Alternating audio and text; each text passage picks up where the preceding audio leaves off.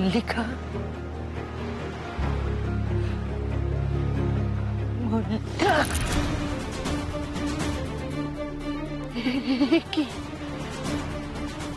কি মল্লিকা, তোর শরীর তো বরফের মতো শীতল হয়ে গেছে, ঠান্ডা হয়ে গেছে। এটা ভালো লক্ষণ নয়। না না না না, এ হতে পারে না মল্লিকা। আমি আমার এতদিনের সাধনা ব্যর্থ হতে দেব না। তোকে আমি বাঁচাবই, তোকে আমি জীবন দান করবই। তোর এই শীতল শরীরে প্রাণের উত্তাপ আমি ফেরাবোই ফেরাবো।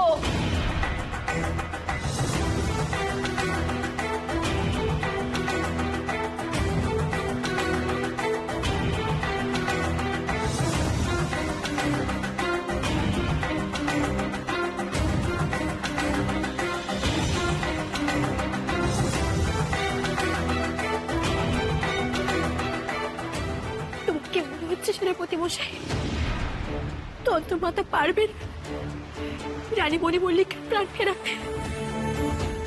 মনে তো তাই হচ্ছে পারুল। তন্ত্রমাতা নিশ্চয়ই এত সহজে হাল ছেড়ে দেবেন না, কোনো না কোনো উপায় ঠিক বের করবেন।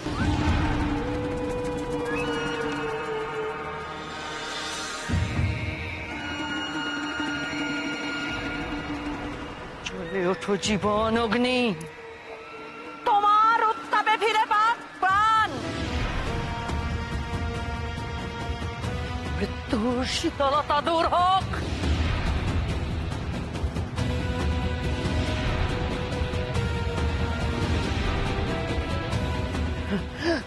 চলো চলো, জ্বলে ওঠো, স্পর্শ করো মৃত শরীর, জ্বালিয়ে তোলো প্রাণ। যাও, স্পর্শ করো মল্লিকার দেহ।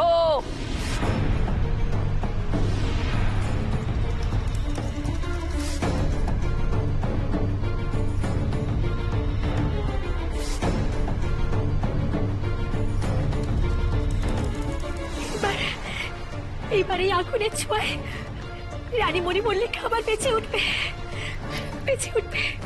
স্পর্শ করো, স্পর্শ করো জীবন অগ্নি, স্পর্শ করো।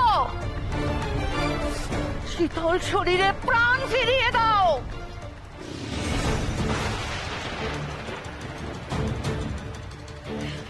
যাও, স্পর্শ করো, স্পর্শ করো, বাঁচাও রানীকে।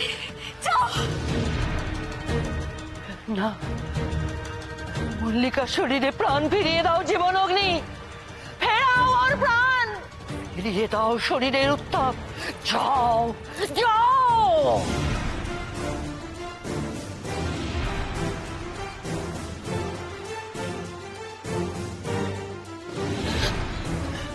কি মায়া আগুনও তো বাঁচাতে পারছে না রানী মণিমল্লিকাকে, শরীরে ছুঁতে গিয়েও ফিরে আসছে। কেন এমন হচ্ছে সেনাপতি মশাই? কেন তন্ত্রমাতার মায়া বারবার ব্যর্থ হচ্ছে? জীবন অগ্নি, এ আমার আদেশ। স্পর্শ করো মল্লিকার শরীর, প্রাণ ফিরিয়ে দাও তার। তোমার স্পর্শে দোলা লাগুক মল্লিকার শরীরে, ফিরিয়ে দাও প্রাণ। হে জীবন অগ্নি, আমি শেষবারের মতো আদেশ করছি, তোমার স্পর্শে দোলা লাগুক মল্লিকার শরীরে, জীবন ফিরিয়ে দাও, ফিরিয়ে দাও, ফিরিয়ে দাও, ফিরিয়ে দাও জীবন অগ্নি, ফিরিয়ে দাও, ফিরিয়ে দাও, ফিরিয়ে দাও প্রাণ।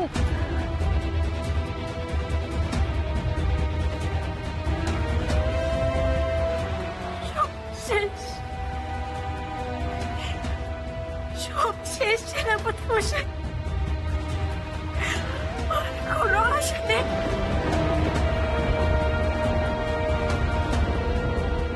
শেষে আমি অধ্যার মতো ঘোর অপরাধ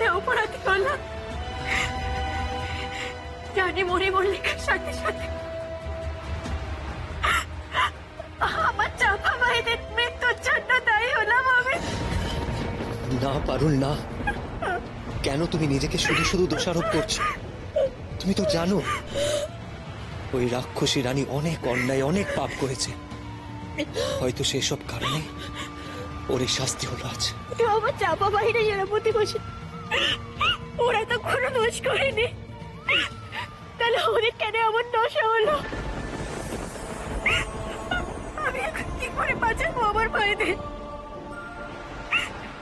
মনে করে দেখো সেনাপতি বসে, রানী মণিমল্লিকা মারা যাওয়ার আগে কি বলে গেছিল? কিন্তু তো চাপা ভাইদের তুই বাঁচাতে পারবি না, বাঁচাতে পারবি না। শত চেষ্টা করে ওদের তুই বাঁচাতে পারবি না। পারো তোর ভাইরা আমার মায়াতেই চাপা ফুল হয়ে বেঁচেছিল। আমি মরলে ওরা মরবে, ওরা মরবে। পারুল, হয়তো রানী মণিমল্লিকা সত্যি কথাই বলেছে। নয়তো মাটির নিচে পুঁতে দেওয়ার পরেও কেউ বেঁচে থাকতে পারে, কিন্তু তোমার ভাইরা বেঁচেছিল। এ তো মায়া ছাড়া সম্ভব নয়, তাই না? তোমার ভাইরা রানী মণিমল্লিকার মায়াতে চাপা ফুল হয়ে বেঁচেছিল। কি করে সম্ভব সেনাপতি মশাই? রানী মণিমল্লিকা তার সতীনের ছেলেদের কেন বাঁচিয়ে রাখতে চাইবে? সে তো আমার 7 ভাইকে জন্মের পরে মেরে ফেলতে চেয়েছে। হয়তো উল্টোটাই সত্যি। মানে হয়তো 7টি শিশু বেঁচে থাকার উপরে রানী মণিমল্লিকার বেঁচে থাকা নির্ভর করছে। শিশু হত্যার মতো মহাপাপে তার নিজের জীবন সংশয় হতে পারে ভেবেই তোমার ভাইদের চাপা ফুল করে বাঁচিয়ে রেখেছিল ওই রাক্ষসী রানী।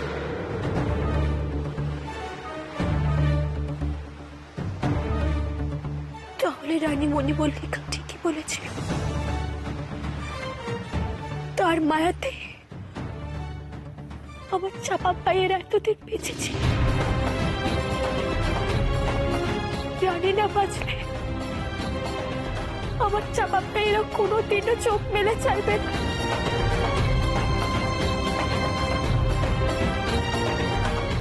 কিন্তু এই রাক্ষসী রানীকে কে বাঁচাবে বলো? কে বাঁচাবে রাক্ষসী রানীকে? কি করে বাঁচবে সেই রানী? রাক্ষসী রানী না বাঁচলে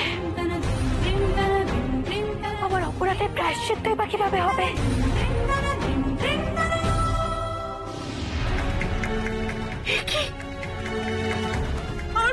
আমার বাচ্চাটা পুড়ে ছাই হয়ে গেল। ফিরে আয়, ফিরে আয় বাচ্চা, আমার কাছে ফিরে আয়, ফিরে আয়। কাঁদবেন না মহারানী, কাঁদবেন না। নিশ্চয়ই ভয়ঙ্কর কিছু একটা ঘটেছে, কিন্তু আমাদের তো এখন ভেঙে পড়লে চলবে না। এই ভস্য এখানে রাখুন। আমার বিশ্বাস চাপা ফুল আবার আগের অবস্থায় ফিরে আসবে, আপনার সন্তান আবার বেঁচে উঠবে।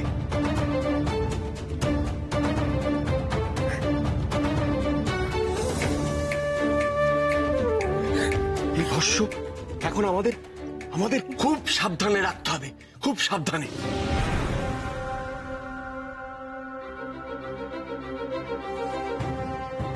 পারলাম না দিদি, আমি আমার সন্তানকে রক্ষা করতে পারলাম না। কেন আমার এমন সর্বনাশ হলো দিদি? যদিও বা এক সন্তানকে ফিরে পেলাম ফুলের আকারে, তাও তাকে রক্ষা করতে পারলাম না। কেন এমন হলো? কেন আমার এমন সর্বনাশ হলো? জানি না মহারানী, তবে ঈশ্বর আমাদের সহায় আছেন। কি কারণে চাঁপা ফুলের এই অবস্থা হলো? কি করলেই বা চাঁপা আবার জীবিত হবে? এর উত্তর একমাত্র আপনার কন্যা পারুলের কাছেই আছে। সুতরাং তার ফেরা অবধি আমাদের অপেক্ষা করতেই হবে, করতেই হবে।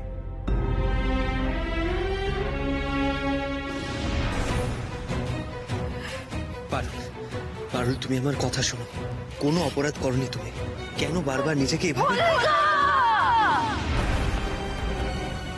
মল্লিকা, নেই নেই নেই, আর সময় নেই। তোর শরীরটা শূন্যে মিলিয়ে যাবে, রাক্ষসকুলের বাকি সবার মতো তুই অদৃশ্য হয়ে যাবি মল্লিকা।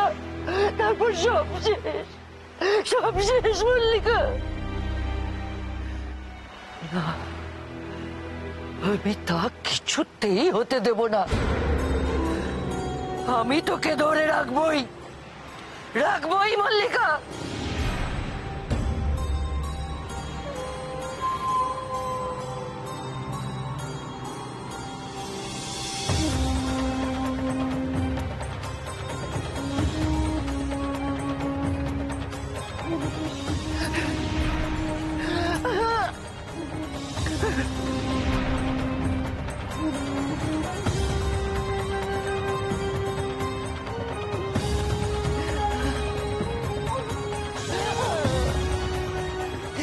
মল্লিকা,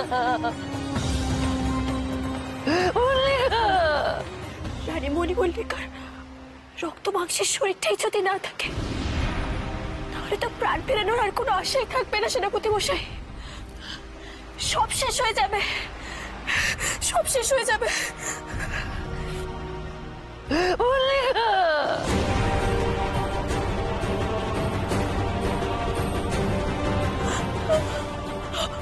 ওই দেখো সেনাপতি মশাই, রানী মণিমল্লিকার দেহ যে এর মধ্যে মিলিয়ে যেতে শুরু করেছে।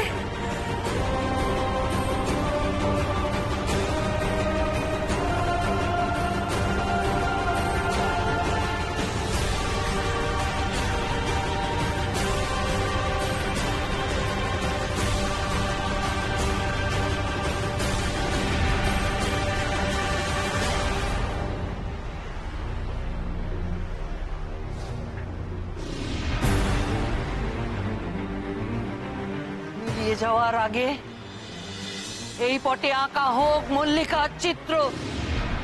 এই চিত্রপটে ফুটে উঠুক মল্লিকার রক্ত মাংসের শরীর। ফুটে উঠুক, ফুটে উঠুক, ফুটে উঠুক।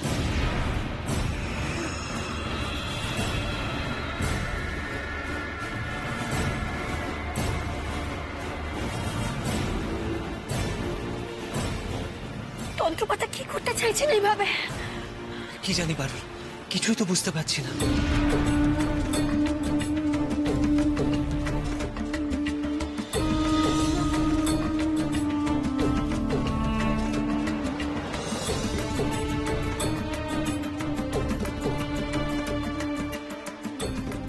মল্লিকা, মল্লিকা, মল্লিকা, কোথায় চলে গেলি তুই আমায় ছেড়ে মল্লিকা? আমার মা, মারে আমার, কোথায় গেলি তুই মল্লিকা? মল্লিকা,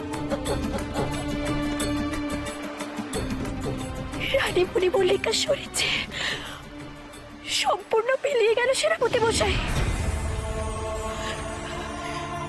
ওই রঙের ছবি দিয়ে কি হবে আর? সব যে শেষ হয়ে গেল, সব শেষ হয়ে গেল, সব শেষ হয়ে গেল। জানি না পারুল, এর উত্তর আমিও জানি না। একমাত্র তন্ত্রমাতাই জানে ওই রেখাচিত্র কি কাজে লাগবে।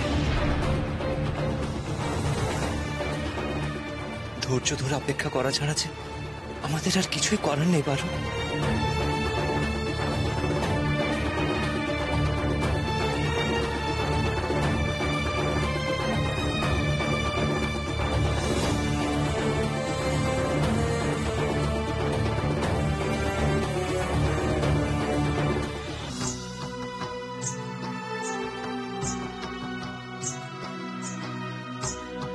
পারুল, হ্যাঁ মহারানী, এই অঘটনের উত্তর হয়তো একমাত্র পারুলই দিতে পারবে। কিন্তু পারুল তো গেছে তার আরেক ভাইয়ের খোঁজে। এই দুর্ঘটনার কারণ সে কি করে জানবে সেনাপতি মশাই? জানলে সেই জানবে, কারণ একমাত্র তার সঙ্গেই পুরো ঘটনার সরাসরি যোগাযোগ আছে। আপনি কি বলছেন? আমি তো কিছু বুঝতে পারছি না। দেখো অরুন্ধতী, পারুল তার আর এক ভাইয়ের খোঁজে গেছে। সেখানে কি ঘটেছে না ঘটেছে আমরা কিছুই জানি না। হয়তো তার দ্বিতীয় ভাইকে উদ্ধার করাকালীন এমন কিছু ভয়ঙ্কর ঘটনা ঘটেছে যার প্রভাবে চাঁপা ফুলের এই অবস্থা। কেন এমন বলছেন সেনাপতি মশাই? আপনার কি মনে হচ্ছে রাঘব আর পারুল সেখানে কি কোনো বিপদে পড়েছে?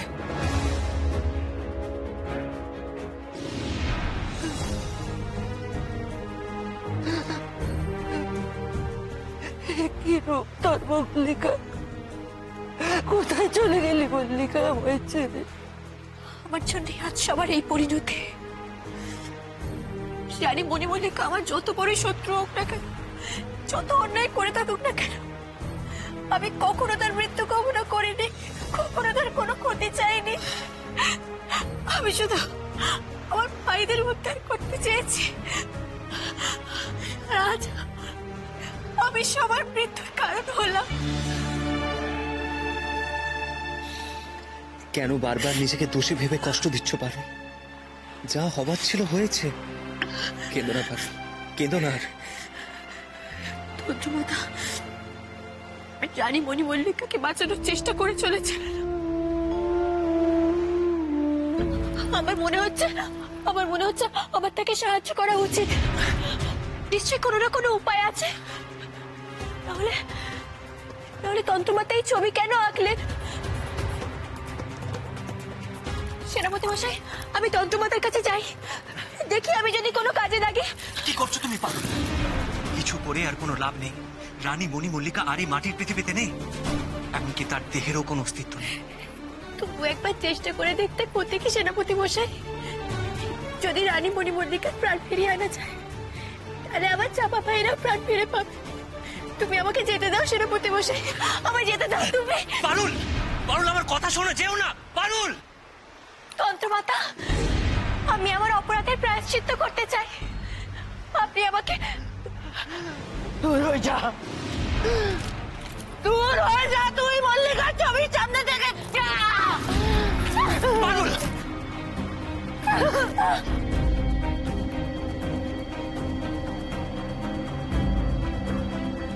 কেন কেন আমার কথা শুনলে না পারুল? যেও না আর ওদিকে।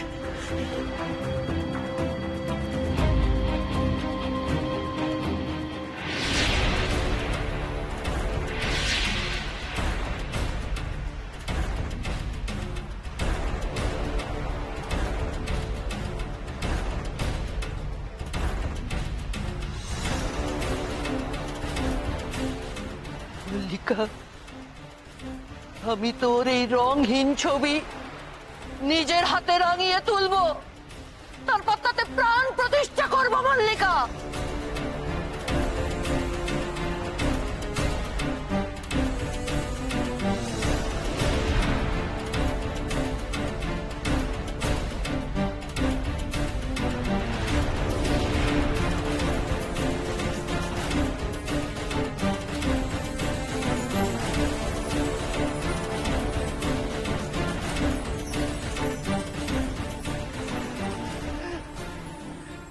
মল্লিকা,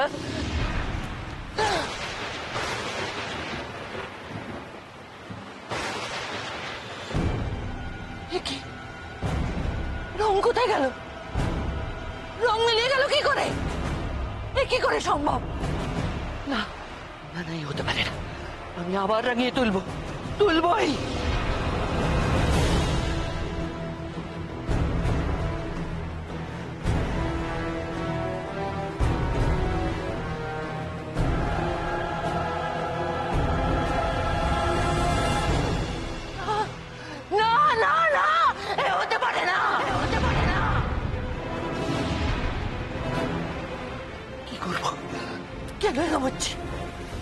এরম হচ্ছে?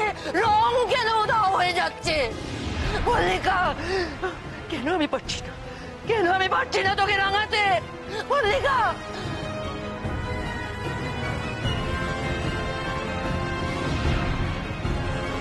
আমি জানি এই সব কিছু আমার জন্য হয়েছে। মহারানী আর আমার ভাইদের মৃত্যুর জন্য আমি দায়ী মাতা। আমার কথা শুনুন মাতা, আমি আমার অপরাধের প্রায়শ্চিত্ত করতে চাই। আপনি দয়া করে আমাকে বলুন আমি আপনাকে কিভাবে সাহায্য করতে পারি। দয়া করুন মাতা, আপনি আমাকে বিশ্বাস করুন।